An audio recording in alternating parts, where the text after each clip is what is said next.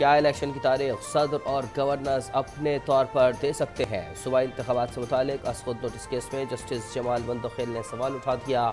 Chief justice نے remarks دیے کہ نگراں حکومت کی تعیناتی اور الیکشن کی تاریخ پر گورنر کسی کی ایڈوائس کا پابند نہیں۔ اسلام آباد ہائی کورٹ بار کے صدر عابد زبیری نے دلائل میں کہا کہ سپریم کورٹ ماضی میں قرار دے چکی ہے کہ انتخابات 90 روز میں ہی ہونے چاہیے۔ گورنر ہر صورت تاریخ دینے کا پابند ہے۔ جسٹس محمد علی مظہر نے کہا کہ گورنر کے پاس تاریخ نہ دینے کا کوئی اختیار نہیں۔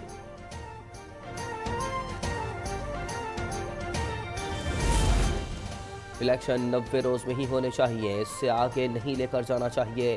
اسخود نوٹس کیس میں اٹارنی جنرل کے دلائل، کہا صدر الیکشن کی تاریخ صرف قومی اسمبلی تحلیل ہونے پر دے سکتے ہیں۔ چیف جسٹس نے ریمارکس دیے، دوسرے فریق کو سن کر فیصلہ کریں گے۔ صدر کو مشاورت کی ضرورت ہے یا نہیں، صدر ہو یا گورنر، سب ہی آئین اور قانون کے پابند ہیں۔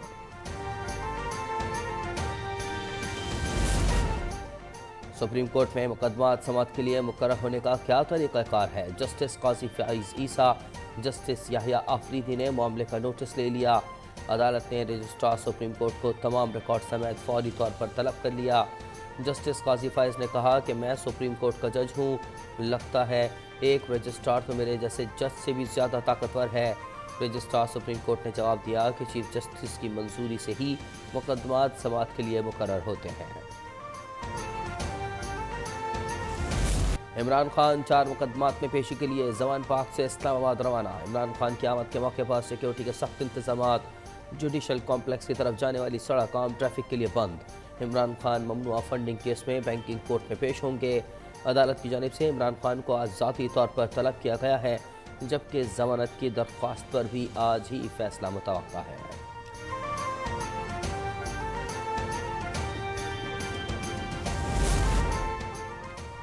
الیکشن کمیشن کے فیصلے کے خلاف احتجاج، اسلام آباد کے تھانہ سنگجانی میں درج مقدمے میں عمران خان کا ضمانت کے لیے دوبارہ انسداد دہشت گردی عدالت سے رجوع۔ اس سے قبل پیشی پر اے ٹی سی نے ضمانت کی درخواست خارج کر دی تھی۔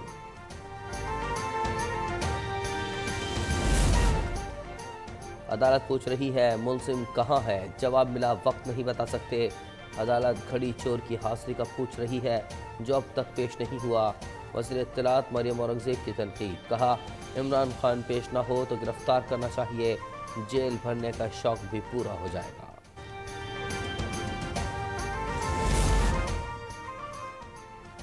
وزیراعظم شہباز شریف نے اسلام آباد میں اسکولز آن ویلز کے منصوبے کا افتتاح کر دیا۔ وزیراعظم کو منصوبے کے بارے میں بریفنگ بھی دی گئی۔ پودا لگا کر ملک گیر شجرکاری مہم کا آغاز بھی کیا۔ خطاب میں کہا کہ شجرکاری کو ملکی سطح پر فروغ دینا ہوگا۔ موبائل اسکول کے لیے بسوں کی تعداد میں اضافہ کریں گے۔ وزیراعظم شہباز شریف نے بچوں سے ملاقات بھی کی۔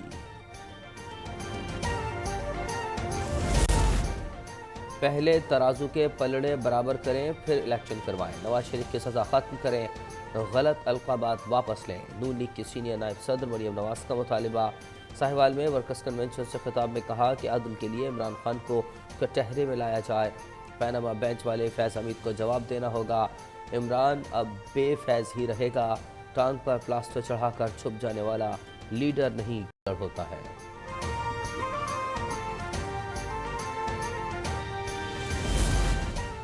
اگر اسمبلیاں بحال ہوئیں تو دوبارہ تحلیل کر دیں گے، صوبائی اسمبلیاں بحال کرنی ہیں تو پہلے آئین کو ہی ختم کرنا ہوگا، فواد چودھری کی للکار۔ پی ٹی آئی کے 21 رکنی وفد کی اسپیکر قومی اسمبلی راجہ پرویز اشرف سے ملاقات، راجہ ریاض کی جگہ شاہ محمود قریشی کو اپوزیشن لیڈر بنانے کی درخواست۔ اسپیکر نے جواب دیا کہ استعفے منظور ہو چکے، اب پی ٹی آئی ارکان کی واپسی ممکن نہیں۔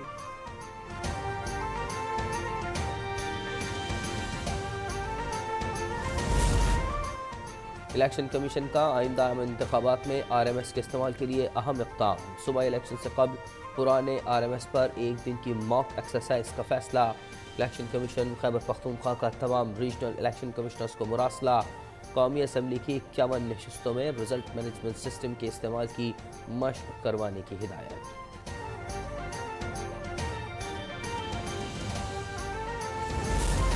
بجلی کے بنیادی ٹیرف میں مزید کوئی تبدیلی نہیں کی جا رہی، وزیر توانائی خرم دستگیر کی نیوز کانفرنس، کہا آئی ایم ایف کے آئندہ مالی سال کے لیے گردشی قرضے پر تحفظات ہیں جن پر وہ ضمانت چاہتے ہیں، IMF کے مطالبات پر ہماری بھی تحفظات ہیں کہ ہم عوام پر مزید بوجھ نہیں ڈال سکتے۔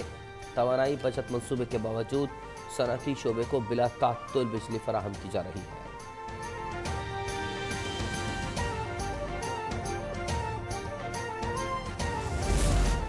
سرکاری تقسیم کار کمپنیوں کے صارفین کے لیے بجلی مہنگی کرنے کی درخواست۔ CPPA کی جنوری کے لیے بجلی مہنگی کرنے کی درخواست پر سماعت مکمل۔ نیپرا نے بجلی کی قیمتوں میں 48 پیسے فی یونٹ اضافے کی منظوری دے دی۔ بجلی جنوری کی ماہانہ فیول پرائس ایڈجسٹمنٹ قیمت میں مہنگی کی گئی۔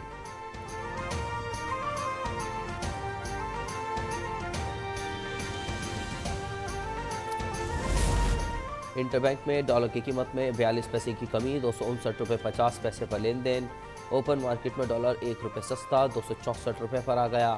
پاکستان اسٹاک ایکسچینج میں کاروباری ہفتے کے دوسرے روز انڈیکس میں منفی رجحان، مارکیٹ 195 پوائنٹس کی کمی سے 40,588 پر ٹریڈ کر رہی ہے۔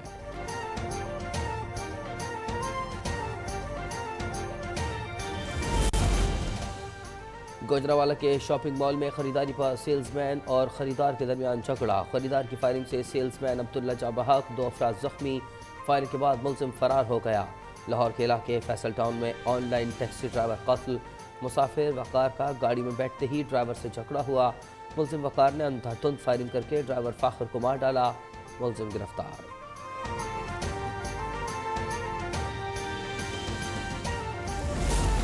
قائد اعظم یونیورسٹی اسلام آباد ایک بار پھر میدان جنگ بن گئی، ہفتے میں دوسری بار طلبہ تنظیموں میں تصادم، 15 طالب علم زخمی۔ انتظامیہ نے یونیورسٹی کو غیر معینہ مدت کے لیے بند کر دیا، ہاسٹلز بھی خالی کرنے کی ہدایت۔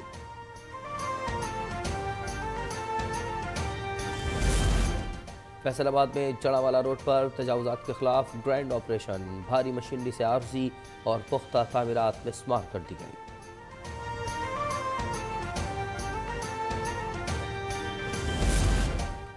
پنجاب کے مختلف شہروں میں بارش، لاہور میں canal road, mall road, Gulberg, garden town, Lakshmi Chowk سمیت متعدد علاقوں میں بارش۔ ساہیوال، فیصل آباد، بکھر، خوشاب اور چکوال میں بھی بادل برس پڑے۔ مرید کے جھنگ، گوجرا اور کمالیہ میں بھی رمجھم، موسم خوشگوار اور سرد۔ ایلن مسک نے ایک بار پھر دنیا کے امیر ترین شخص کا اعزاز حاصل کر لیا۔ ٹویٹر کے مالک ایلن مسک کی مجموعی ملکیت تقریباً 187.1 بلین ڈالر ہے۔ فرانسیسی ارنالڈ کا 185.3 بلین ڈالر کے ساتھ دوسرے امیر ترین شخص قرار۔ اور PSL 8 میں لاہور قلندرز نے اسلام آباد یونائیٹڈ کو 110 رن سے شکست دی تھی۔ اسلام آباد کی ٹیم 201 رنز کے تعاقب میں 90 رنز پر ڈھیر۔